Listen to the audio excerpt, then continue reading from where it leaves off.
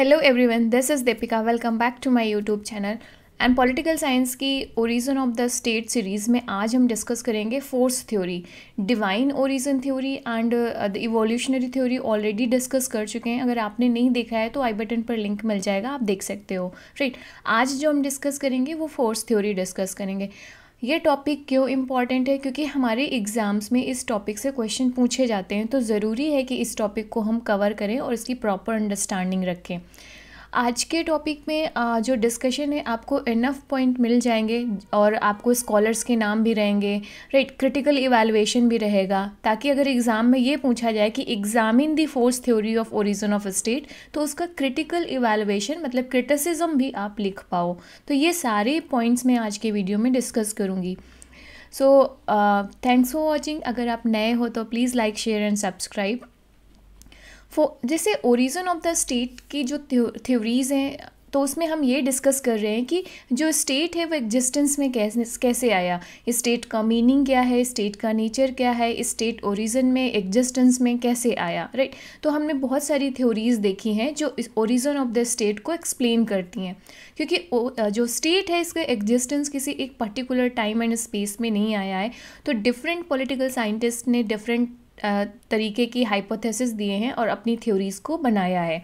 तो जैसे कि social contract theory, divine theory हो गई, आपका इवोल्यूशनरी थ्योरी हो गई, ये फोर्स थ्योरी हो गई। तो फोर्स थ्योरी के अकॉर्डिंग जो स्टेट है ये एग्जिस्टेंस में आया है ड्यू टू फोर्स, मतलब जो वॉर है, फोर्स है, जो एग्रेशन होता है, इसके कारण स्टेट एग्जिस्टेंस में आया है। भाई अब ये कैसे होगा? तो एक स्टोरी की तरह देखते हैं कि कैसे चीज़ें चली थी। तो जो सपोर्टर हैं फोर्स थ्योरी की, इनको मानना है कि जो ह्यूमन बीइंग है वो सोशल एनिमल तो है, जो हमने एरिस्टोटल के थॉट्स में पढ़ा है ऑलरेडी। एरिस्टोटल क्या कहते हैं कि जो ह्यूमन बीइंग है that is a social animal, political animal. मतलब तो जो फोर्स थ्योरी के सपोर्टर हैं उनका मानना है कि जो ह्यूमन बीइंग है वो बाय नेचर पावर सीकर है। राइट, पावर चाहता है कि वो पावर उसके पास होनी चाहिए। सो बेलिकोस बाय नेचर मतलब willingness to fight. So human being social and political होने के साथ साथ में उसके नेचर का एक ये भी कैरेक्टरिस्टिक है कि विलिंगनेस टू फाइट। एक एग्जांपल लेते हैं डेली लाइफ में। जैसे हम लोग कहते हैं ना कि कोई किसी पर्टिकुलर पर्सन के बारे में कि वो झगड़ालू है, उसका स्वभाव झगड़ालू है। राइट, तो क्योंकि जो उनका नेचर है वो फाइट करने का होता है, willingness to fight, willingness to war, ये सारी चीज़ें। तो being a social animal, human being का नेचर बेलिकोस बाय नेचर हो गया। And this is a kind of lust for power. Okay, कि पावर को कॉन्सेंट्रेट करना, पावर को कैप्चर करना, ये इसका नेचर है। तो जब ह्यूमन बीइंग का ये नेचर है तो स्वाभाविक सी बात है क्या सिचुएशन होगी सोसाइटी में। अब सोसाइटी में हर कोई चाहता है पावर, बट इक्वली कैपेबल तो नहीं होता है हर कोई। भाई पावरफुल आप भी बनना चाहते हो, पावरफुल मैं भी बनना चाहूँ, पावरफुल हमारे नेबर्स भी बनने चाहें, तो बट सभी तो पावरफुल नहीं बन सकते ना। सब में वो एबिलिटीज़ एंड क्वालिटीज़ नहीं होती हैं लीडरशिप की या पावर को कैप्चर करने की। हर कोई झगड़ालू बाय नेचर सेम क्वांटिटी में या सेम लेवल पे नहीं हो सकता है। राइट, तो क्या है ना, जो पर्सन स्ट्रॉन्गर रहे हैं, राइट, जो पर्सन फिजिकली स्ट्रॉन्गर रहे हैं प्रिमिटिव सोसाइटीज़ में, उन्होंने जो वीक थे, जो कमज़ोर लोग थे, उनको कैप्चर किया, उनको स्लेव बनाया, अपना गुलाम बनाया, और इस तरीके से अब उन्होंने पावर को कैप्चर किया। जब वीकर, जो कमज़ोर लोग हैं, उनको सब्जुगेट कर लिया गया, उनको स्लेव बना लिया गया, तो स्वाभाविक सी बात है वो उनके फॉलोअर्स बन जाएंगे ना। राइट, फॉलोअर बन जाएंगे। जो वो पावरफुल पर्सन है जिसके वो स्लेव बने, उसके कमांड एंड कंट्रोल पे वो रहेंगे। तो इस तरीके से जब फिज़िकली स्ट्रॉन्गर पीपल्स ने प्रिमिटिव सोसाइटीज़ में वीकर पीपल्स को इंस्लेव्ड किया, कैप्चर किया और उन्हें सब्जुगेट किया, तो इस तरीके से बन जाता है वो ट्राइबल चीफ। तो जो पर्सन जिसने सबको कैप्चर किया या अपने अंडर में ले लिया, सब्जुगेट किया, वो चीफ बन जाएगा, वो धीरे धीरे नेता बन जाएगा उस सोसाइटी का, उस प्रिमिटिव कम्युनिटी का। राइट, अब इसी तरीके से हर एक प्रिमिटिव कम्युनिटी में एक ऐसे लीडर होगा, एक होगा, दो होगा, या दो से ज़्यादा भी हो सकते हैं, तो वो एक ग्रुप बना लेंगे। राइट, अब इस तरीके से जैसे जैसे सोसाइटी ग्रो करती है, एडवांस होती है ह्यूमन सिविलाइजेशन की, तो क्या होगा, जो अब ये सब जो वॉर है या ये सब किस लिए होगा? रिसोर्सेज को कैप्चर करने का, पावर को कैप्चर करने के लिए, अपनी इन्फ्लुएंस को बढ़ाने के लिए, अपने फॉलोअर्स को बढ़ाने के लिए। तो इस तरीके से आप देखोगे कि वन ट्राइब जो ये फाइट रहती है, जो वॉर रहता है, ये एक ट्राइब का दूसरे ट्राइब के अगेंस्ट में रहेगा, और इस तरीके से ये प्रोसेस कंटिन्यू रहती है। और जो फाइनली विक्टोरियस होता है, जो ट्राइब विक्टोरियस होगी इस पूरी प्रोसेस में, वो एक पर्टिकुलर टेरिटरी पर कंट्रोल कर लेगी, और उस पर्टिकुलर टेरिटरी के जो पीपल्स होंगे उसके फॉलोअर्स बन जाएंगे, उसके या स्लेव बन जाएंगे, या सब्जुगेट कर लेगा उनको, अपने अंडर में बन जाएंगे, उसके हो जाएंगे, राइट। तो ये इस तरीके से जो वो चीफ था अपने आप को किंग बना लेगा, और वो टेरिटरी उसका किंगडम हो गया, और उस टेरिटरी से रिलेटेड पीपल्स उसकी प्रजा हो गई, या सब्जुगेटेड पीपल्स हो गए, और उस टेरिटरी के रिसोर्सेज पर अधिकार किसका हो गया? उस किंग का हो गया जो पावरफुल था। तो ये एक हिस्टोरी ऐसे जो ये स्टोरी है ये ऐसे चलती है, राइट। तो प्रेजेंट अब ये स्टोरी आपको समझ में आई फोर्स थ्योरी की कि कैसे क्या चीज़ें होती हैं। इमेजिनेशन करो, बहुत ज़रूरी है।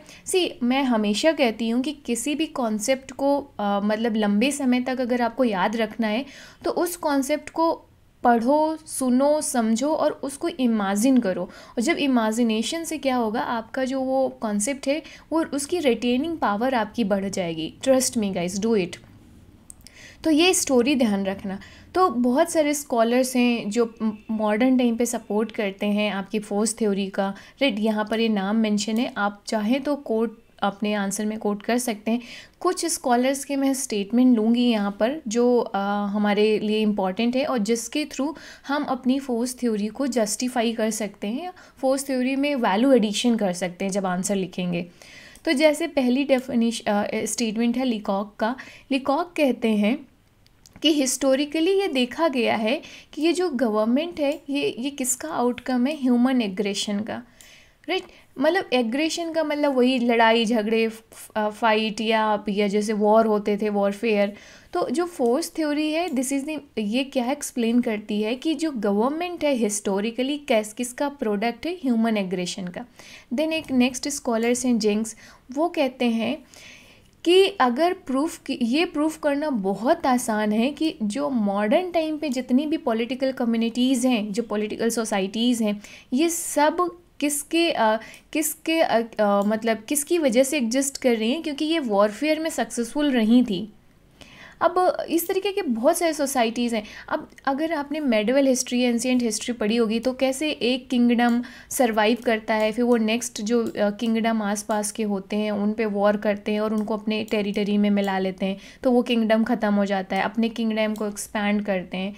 तो जेंग्स कहते हैं कि मॉडर्न टाइम पे जो भी पॉलिटिकल कम्युनिटीज़ एग्जिस्ट कर रही हैं ये अपने वॉरफेयर में सक्सेसफुल रही होंगी, क्योंकि जो युद्ध हार गया होगा तो उसको तो सब्जुगेट कर लिया गया होगा ना, अपने अंडर में ले लिया गया होगा, तो उसका एग्जिस्टेंस तो नहीं बचा होगा। Getting it? तो इसी तरीके से जैसे कि फॉर एग्जांपल इसका मैं इवन आप 16 महाजनपद अगर आपने एंशिएंट टाइम पे सुने होंगे, तो अगर वो नहीं सुना होगा तो मेडिवल टाइम पे हम क्या देखते हैं, पहले दिल्ली सल्तनत था, फिर कभी अफ़गान रूल भी आता है, फिर मुग़ल रूल आता है, फिर कैसे ब्रिटिशर्स आते हैं, फिर युद्ध में हराते हैं। कार्नेटिक वॉर सुना होगा जिसमें फ्रेंच को हराया। तो ये वॉर आपने बहुत सारे सुने होंगे। तो कैसे मतलब एग्जिस्टेंस में तो वही सोसाइटी रहेगी ना जो उस वॉर में जीतेगी। तो जेंग्स के अकॉर्डिंग मॉडर्न टाइम पे जितनी भी सोसाइटीज़, पॉलिटिकल सोसाइटीज़ एग्जिस्ट करती हैं, ये अपने वॉरफेयर जब एक ट्राइब का दूसरे ट्राइब या एक किंगडम का दूसरे किंगडम के खिलाफ वॉर हुआ होगा उसमें सक्सेसफुल रही होंगी। ऐसे ही एक नेक्स्ट स्कॉलर हैं ब्लंडसिल, उनके अकॉर्डिंग जो ऑर्गेनाइजेशन ऑफ द स्टेट है इसका फोर्स इतना मतलब एसेंशियल एलिमेंट है that you can not separate it. Force को हम स्टेट से सेपरेट नहीं कर सकते हैं अकॉर्डिंग टू ब्लंडसिल, राइट। तो ये आप मेंशन कर सकते हो। तो इससे ये पता चलता है कि स्टेट के एग्जिस्टेंस में आने या स्टेट को ओरिजिन में लाने के लिए फोर्स कितना महत्वपूर्ण था। वेरियस फीचर्स जो हमने अभी स्टोरी के रूप में समझा है, आप इन्हें पॉइंट आउट कर सकते हो। पॉइंट्स वही हैं सारे, बट आप बस फीचर्स के रूप में वो कीवर्ड्स लिख सकते हो। जैसे कि state is the outcome of aggressive exploitation. अब कैसे एग्रेसिव एक्सप्लॉयटेशन है ये हमने ऑलरेडी समझ लिया, क्योंकि ह्यूमन नेचर क्या है, विलिंगनेस टू फाइट के, लस्ट फॉर पावर है। तो ज़रूरी है, तो ह्यूमन बीइंग क्या करेगा, अपने जो वीकर लोग हैं उनको अपने सब्जुगेट करेगा, और यह जो फिर धीरे धीरे अपने फॉलोअर्स बढ़ाएगा। इस तरीके से वो उस सोसाइटी, उस ग्रुप का वो चीफ बन जाएगा, लीडर बन जाएगा। फिर ऐसे और भी सोसाइटीज़, ग्रुप होंगे, उनके खिलाफ लड़ेगा, और इस तरीके से वो अपना किंगडम इस्टेब्लिश करेगा। तो state is the outcome of aggressive exploitation of the weaker by stronger. Next है कि जो ह्यूमन बीइंग है या जो स्टेट है, इस स्टेट एग्जिस्टेंस में बाई फोर्स क्यों इस्टेब्लिश किया गया, अपने आप को पावरफुल अथॉरिटी क्यों इस्टेब्लिश किया जो स्ट्रॉन्गर लोग हैं, क्योंकि अगर आप अपनी पावर को मेंटेन रखना चाह रहे हो और उस पावर को एक्सटेंड करना चाह रहे हो, एक्सपैंड करना चाह रहे हो, तो ज़रूरी हो जाता है कि हम स्टेट के तो एक प्रॉपर सिस्टम सेटअप करें। अब जैसे फॉर एग्ज़ाम्पल जब स्टेट होगा, आप देखोगे कि मुग़ल टाइम में धीरे धीरे, या दिल्ली सल्तनत से ही शुरू हो गया था कि परमानेंट आर्मी रखने लग गए। इसके पहले लोग क्या होता था, या तो सिटीजन्स फाइट कर रहे हैं, या तो फिर सोसाइटी में कुछ पीपल्स होते थे जिनको लोग रेंट पे लेते थे, राइट। पहले रेंटेड आर्मी होती थी, सीरियसली। फिर धीरे धीरे किंग्स ने क्या किया, मतलब अपनी परमानेंट आर्मी रखना शुरू कर दिया, एक डिफेंस फोर्स, जो अभी हमारे प्रेजेंट में भी हमारे नेशनल सिक्योरिटी के लिए हमारी डिफेंस फोर्सेस होती हैं ना। ऐसे मोनार्की में भी होता था, जब किंगडम होते थे तो अपनी फोर्स रखते थे, सेना रखते थे, उसमें घुड़सवार होते थे, या मतलब हाथी जो एलिफेंट है वो होते थे, राइट। तलवार, भाला, इन सब से लड़ाई होती है, आपने मूवीज़ में देखी होगी ना ये सब चीज़ें। तो पावर को अगर मेंटेन करना है और उसे एक्सटेंड करना है, एक्सपैंड करना है, तो वो स्टेट को हमें सेटअप करना पड़ेगा। स्टेट मतलब जो वेरियस ऑर्गन्स हैं या वेरियस एजेंसीज़ हैं, उनकी मैकेनिज़्म इस्टेब्लिश करनी पड़ेगी। हमें आर्मी बनाना पड़ेगा, हमें पुलिस डिपार्टमेंट बनाना पड़ेगा, हमें ब्यूरोक्रेट्स या मंत्रीज़ बनाने पड़ेंगे, या सलाहकार रखने पड़ेंगे। ये पूरा सिस्टम डेवलप करने पड़ेगा। स्टेट तो यही है ना, गवर्नेंस सिस्टम तो यही है, बस उसका स्वरूप बदल जाता है। मॉडर्न टाइम पे हम देख रहे हैं कि भाई हाँ, डिफेंस मिनिस्ट्री है, वुमेन मिनिस्ट्री है, आपकी एचआरडी जो फॉरेन मिनिस्ट्री हो गई, होम मिनिस्ट्री हो गई। तो पहले भी होता था, ऐसा तो नहीं है कि पहले ही डिपार्टमेंट नहीं होते थे, बट हाँ इस मॉडर्न तरीके से नहीं काम करते थे, बट स्टिल सिस्टम, ये जो पोर्टफोलियो सिस्टम रहता था, राइट। इसके बाद से देन नेक्स्ट है कि ये जो पावर रहेगी स्टेट के पास, अब ये दोनों तरीके से इम्पॉर्टेंट है, इंटरनली भी इम्पॉर्टेंट है और एक्सटर्नली भी इम्पॉर्टेंट है। मतलब ये फोर्स, जो फोर्स की बात कर रहे हैं ना, तो स्टेट को मेंटेन रखने में फोर्स इंटरनली और एक्सटर्नली दोनों तरीके से इम्पॉर्टेंट है। इंटरनली क्यों, जब फोर्स के थ्रू ही तो स्टेट या जो किंगडम या जो चीफ रहे हैं उन्होंने अपने कमांड्स को ओबे करवाया है, राइट, कि जो जनता है उसको सब्जिगेट कर लिया, और वो जो पावरफुल लोग हैं उसकी बातों को मानेंगे, उसके कमांड्स को मानेंगे। जैसे डिवाइन थ्योरी में हमने क्या देखा था, किंग्स जो बोल दे रहा था वही, किंग्स के जो शब्द थे, वर्ड थे, वो लॉ बन जाते थे। Okay, so obedience to its commands ज़रूरी था कि फोर्स का यूज़ किया जाए, इसके लिए फोर्स ज़रूरी था। Getting it. देन एक्सटर्नली क्यों ज़रूरी था, एक्सटर्नली इसलिए ज़रूरी था फोर्स, ताकि आप दूसरे किंगडम अगर वॉर करते हैं, आप पे अटैक करते हैं, तो उसे रिपेल कर सको, आप उसका सामना कर सको, फाइट कर सको। तो एक्सटर्नली भी फोर्स इम्पॉर्टेंट हो जाता है यहाँ पर। देन नेक्स्ट है कि state basically it is a primary result of forcible subjugation. कोई हैप्पीली नहीं हुआ था, फोर्सफुल, जो फोर्स थ्योरी है ये कहती है कि जो स्टेट है ये फोर्सिबल सब्जुगेशन का रिजल्ट है। This is in contrast to social contract theory. जब सोशल कॉन्ट्रैक्ट थ्योरी में हम स्टेट ओरिजिन पढ़ेंगे तो वहाँ पर क्या होगा कि लोगों ने ना आपस में समझौता किया, कंसेंट दी, आपस में कॉन्ट्रैक्ट किया कि हम स्टेट इस्टेब्लिश करेंगे। और डिवाइन थ्योरी में तो अलग ही सीन था कि जो किंग है इसकी अथॉरिटी को गॉड ने क्रिएट किया है ताकि लोगों का भला किया जा सके। इवोल्यूशनरी थ्योरी में हमने क्या देखा कि स्टेट ना जैसे जैसे सोसाइटी ग्रो की थी वैसे रिजल्ट में आया। जबकि जो force theory of state origin है ये कह रही है कि जो स्टेट है ये किसका रिजल्ट है, फोर्सिबल सब्जुगेशन का। मतलब कोई हैप्पीली क्यों किसी का स्लेव बनना चाहेगा, नहीं बनना चाहेगा ना। कोई किसी को हैप्पीली क्यों फॉलोअर, केवल गुलाम बनना चाहेगा। तो ये जो गुलाम बनाया गया, सब्जुगेशन किया गया, ये फोर्स का यूज़ करके किया गया। और ये फोर्स किन लोगों ने यूज़ किया, जो पावरफुल लोग थे, जो ज़्यादा स्ट्रॉन्ग लोग थे, उन्होंने किया, राइट। तो एक बहुत ही लंबा वॉर चला था, वॉरफेयर हुआ था, जिसके तहत लोगों ने वीकर को धीरे धीरे अपने अपने कंट्रोल में किया, सब्जुगेशन में किया। तो overall we can say that कि अकॉर्डिंग टू फोर्स थ्योरी जो स्टेट है it is a born out of force, war. अब फोर्स को हम कई तरीके से रिप्रेजेंट कर सकते हैं ना, फोर्स के कई सारे मैनिफेस्टेशन है। जैसे वॉर में आप फोर्स का यूज़ करते हो, एग्रेशन में फोर्स का यूज़ करते हो, राइट। तो ये कुछ इंपॉर्टेंट फीचर्स हो गए।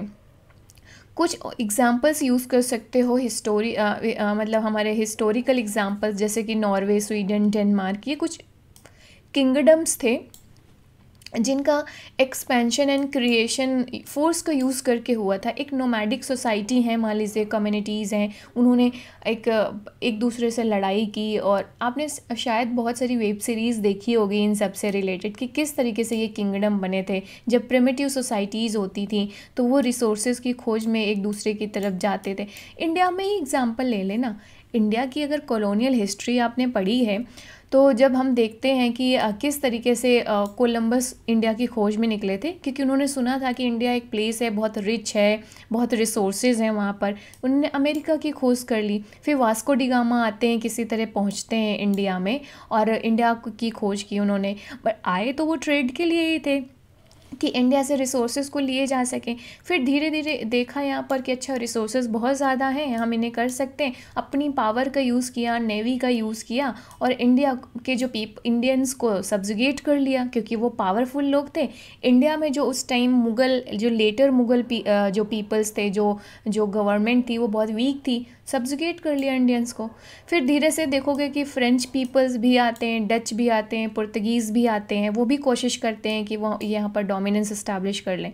पर ब्रिटिशर्स इन सब में पावरफुल होते हैं, वो फ्रेंच को भी हरा देते हैं, पुर्तगीज़ को, तो वो कुछ छोटे छोटे एरिया में लिमिटेड रह जाते हैं, राइट। ओवरऑल तो पूरी इंडिया ब्रिटिशर्स की कॉलोनी बनकर रही ना, और इतने लंबे सालों तक उन्होंने यहाँ पर रूल किया और अब फोर्स का यूज़ करके किया ना। आप देखोगे कि 1857 की रिवॉल्ट हुई थी तो उसको भी उन्होंने दबाया फोर्स का यूज़ करके, और इस तरीके से वो पावरफुल लोग थे तो कि फिर से सक्सेसफुल रहे, मतलब लीडर बने रहे, रूल करते रहे, राइट। तो ये सब एग्जांपल्स आप दे सकते हो फोर्स थ्योरी में अपने। सो नॉर्वे, स्वीडन, डेनमार्क, ये कुछ किंगडम हैं जो एग्जिस्टेंस में आए थे और फोर्स का यूज़ करके आए थे। तो फोर्स थ्योरी बहुत हद तक इस चीज़ को एक्सप्लेन करती है कि हाँ, जो स्टेट एग्जिस्टेंस में आते हैं ये फोर्स के थ्रू आए थे। देन स्पेन एंड रसिया, तो एग्जांपल ज़रूर यूज़ करना। अब इसका डेवलपमेंट कैसे हुआ इस फोर्स थ्योरी का, इसे थोड़ा सा देखते हैं। तो सोफिस्ट थिंकर थे एंशियंट ग्रीस के, उनके अकॉर्डिंग जस्टिस क्या था, nothing but benefit of the powerful लोग। मतलब justice is all about the powerful people, power. जब हम प्लेटो का थ्योरी पढ़ोगे तो जस्टिस जब प्लेटो बताते हैं ना तो वेरियस थॉट्स वो यूज़ करते हैं जो ऑलरेडी एग्जिस्टिंग थ्योरीज थी जस्टिस की, उसमें एक ये भी थी सोफिस्ट की थ्योरी। तो ये हो गया। देन स्ट्रगल, मेडिवल टाइम पे आप देखोगे कि स्ट्रगल था रिलीजन एंड पॉलिटिकल अथॉरिटी के बीच में, religious authority and political authorities, इसको चर्च एंड स्टेट बोला गया। तो इसके बीच में स्ट्रगल था कि डोमिनेंस किसका रहेगा, पावरफुल कौन रहेगा, राइट, किसकी अथॉरिटी सुपीरियर रहेगी। तो इस टाइम पे भी जो चर्च है, इन्होंने चर्च ने जो स्टेट के एग्जिस्टेंस को क्या कहा कि जो स्टेट है ये ब्रूटल फोर्स से आया है, इसलिए पीपल को क्या करना चाहिए, चर्च को फॉलो करना चाहिए, चर्च की सुपीरियरिटी होनी चाहिए, जिससे कि हम जो हमारी स्पिरिचुअल पावर है उसे मेंटेन रख सकें। देन एनार्किस्ट के जो फिलॉसफी के जो सपोर्टर्स हैं वो मानते हैं कि जो स्टेट है ना that also come from the, इसका जो बेस है वो फोर्स है, ओके। नेक्स्ट कार्ल मार्क्स आएंगे। कार्ल मार्क्स भी कहें, कार्ल मार्क्स ने तो स्टेट को बहुत ज़्यादा क्रिटिसाइज़ किया है कि जो एक कैपिटलिस्ट सोसाइटी के पीपल्स हैं, जो हैव्स क्लास है, बुर्जुआ क्लास है, इन्होंने स्टेट को इस्टेब्लिश किया है एज अ फोर्स ताकि ये अपने इंटरेस्ट को सेव कर सकें। तो स्टेट क्या है? एक्सप्लॉयटेटिव इंस्ट्रूमेंट है in the hand of bourgeois class according to Karl Marx. Then Rousseau. तो इस तरीके के अब इंडियन स्क्रिप्चर आपने देखेंगे, एक ऐतरेय ब्राह्मण स्क्रिप्चर है, इंडियन स्क्रिप्चर, एंशिएंट स्क्रिप्चर, उसमें एक स्टोरी मिलती है कि जो किंग है ये कहाँ से आए हैं, तो गॉड्स एंड जो डेमन्स हैं इनके बीच में वॉर हुआ, तो इसमें जीत किसकी हुई थी? गॉड की। फिर वो किंग बन गए, राइट। एक तरीके से डिवाइन थ्योरी हो जाएगी। आपने एलेक्जेंडर की बहुत सारी कहानियाँ शायद सुनी हो आपने कि एलेक्जेंडर ने किस तरीके से अपने स्टेट को एक्सपैंड किया था, किस तरीके से पावर को कैप्चर किया था अपने नेबर्स कंट्रीज़ में और इतनी दूर दूर तक जाकर इंडिया में भी इवन आया। तो ये सब कैसे कर लिया था? फोर्स का यूज़ करके किया था। अपना किंगडम इस्टेब्लिश किया, अपने किंगडम को एक्सपैंड किया फर्दर। अभी प्रेजेंट में आप देखोगे जियोपॉलिटिकल सिनेरियो में तो यूएस की मोनोपोली है, फोर्स का यूज़ करके ही किया ना। कैसे? अब जब कोल्ड वॉर के टाइम, कोल्ड वॉर हुआ, यूएसएसआर का कोलैप्स हुआ, तो दोनों में ही किस चीज़ की लड़ाई थी? आर्म रेस हो रही थी, राइट। किसी तरीके से यूएसए ने अपनी हेजेमनी स्टैब्लिश करने में सक्सेसफुल रहा, तो यूएस की हेजेमनी चली। अभी प्रेजेंट में यूएस की हेजेमनी को चाइना चैलेंज दे रहा है, तो कहीं ना कहीं यूएसए मतलब रिवर्ट बैक कर रहा है कि उसके चैलेंज को एक्सेप्ट कर रहा है या उसे रिएक्शन दे रहा है। तो यूएस चाइना ट्रेड वॉर चल रहा है। तो अब पावर के मायने अलग अलग बदल गए। प्रिमिटिव सोसाइटीज़ में पावर का मतलब ये फोर्स के मायने अलग अलग हो गए। प्रिमिटिव सोसाइटीज़ में फोर्स मतलब वही भाला तलवार, जो फिज़िकली स्ट्रॉन्ग होना। अभी प्रेजेंट सिनेरियो में आप देखोगे कि फोर्स का क्या मतलब है? साइकोलॉजिकल फोर्स, जो सॉफ्ट पावर है वो बहुत इंपॉर्टेंट हो गया। आपका कल्चर कितना सुपीरियर है, जैसे हम कहते हैं ना कि हर जगह वेस्टर्न कल्चर फैल रहा है क्योंकि वो सॉफ्ट पावर के रूप में काम कर रहा है। तो फोर्स के मायने अलग अलग बदल गए। अभी जैसे इकोनॉमी एक बहुत इंपॉर्टेंट फोर्स है। ये चाइना यूएस की हेजेमनी को क्यों चैलेंज कर पा रहा है? क्योंकि अपनी इकोनॉमी को उन्होंने बूम किया है, इकोनॉमी एक्सपैंड की है, राइट। तो इस तरीके से फोर्स के हो सकता है मायने अलग अलग बदल जाएं, जो स्वरूप है, नेचर है, अलग अलग बदल जाएं, बट स्टिल एग्जिस्ट कर रहा है ये। नेक्स्ट है क्रिटिसिज्म। अगर किया जाए इसका आपको एक क्वेश्चन में पूछा जा सकता है एग्जामिन दी फोर्स थ्योरी, तो इसमें आपको क्रिटिकल इवैल्यूएशन करना रहता है, राइट।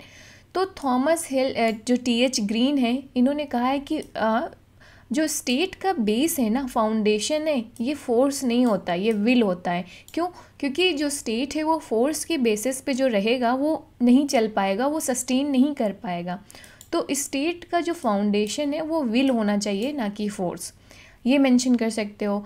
देन बहुत सारे लोग क्रिटिसाइज़ करते हैं फोर्स थ्योरी का और बोलते हैं कि अगर इनडिस्क्रिमिनेट यूज़ होगा फोर्स का, मतलब अनजस्टिस तरीके से होगा, तो क्या हो सकता है? क्रांति आ सकती है, राइट। या तो लोग गवर्नमेंट को बाहर कर देंगे सत्ता से, अथॉरिटी से, राइट। जैसे कार्ल मार्क्स भी कहते हैं ना कि कैपिटलिस्ट को ख़त्म करो तभी आप स्टेट को ख़त्म कर पाओगे। इसी तरीके से नेक्स्ट है कि अगर इस तरीके से हमेशा परपेचुअल वॉर रहा, राइट, तो क्या होगा? कंडीशन ऑफ चाओस क्रिएट होगी, राइट। अनरेस्ट, डिसहार्मनी क्रिएट होगा और ये वर्ल्ड पीस एंड सिक्योरिटी के लिए डेंजरस है। तो ये नहीं, इसे नहीं हम सपोर्ट कर सकते हैं। देन कुछ लोग कहते हैं कि स्टेट के फाउंडेशन में, ओरिजिन में पॉलिटिकल कॉन्शियसनेस का बहुत बड़ा रोल था। इवोल्यूशनरी थ्योरी में हमने डिटेल में डिस्कस किया है पॉलिटिकल कॉन्शियसनेस के बारे में, कि जैसे जैसे ह्यूमन बीइंग के अंदर मतलब डेवलपमेंट, थॉट्स डेवलप हुए, ह्यूमन सिविलाइजेशन डेवलप हुई, तो इन सब का रिजल्ट था पॉलिटिकल कॉन्शियसनेस की। एक ऐसी इंस्टीट्यूशन की ज़रूरत थी जो कॉन्फ्लिक्ट को रिजॉल्व कर सके, सोल्यूशन प्रोवाइड कर सके, राइट। इस जो स्टेट है, this is the origin of the political consciousness, not force. Then RN Gilchrist से के जो एक स्टेटमेंट से आप अपना आंसर को ख़त्म कर सकते हो, कंक्लूड कर सकते हो। इन्होंने क्या कहा था कि जो स्टेट गवर्नमेंट या इस तरीके के जितने भी इंस्टीट्यूशंस हैं, they are the result of human beings consciousness, हमारी सोच विचार हमारी समझ का मतलब ये प्रोडक्ट है, ना कि फोर्स का। राइट, जैसे जैसे ह्यूमन सिविलाइजेशन ग्रो की है, एडवांस हुई है, वैसे वैसे नीड्स चेंज हुई हैं और उन नीड को फुलफ़िल करने के लिए उसी तरीके का सिस्टम, इंस्टीट्यूशंस या गवर्नमेंट क्रिएट किया गया है। तो ये था फोर्स थ्योरी के बारे में गाइस। होप सो कि आपको पसंद आया होगा। Thanks for watching, see you in the next video and one request, please like share and subscribe my channel. Bye bye, take care.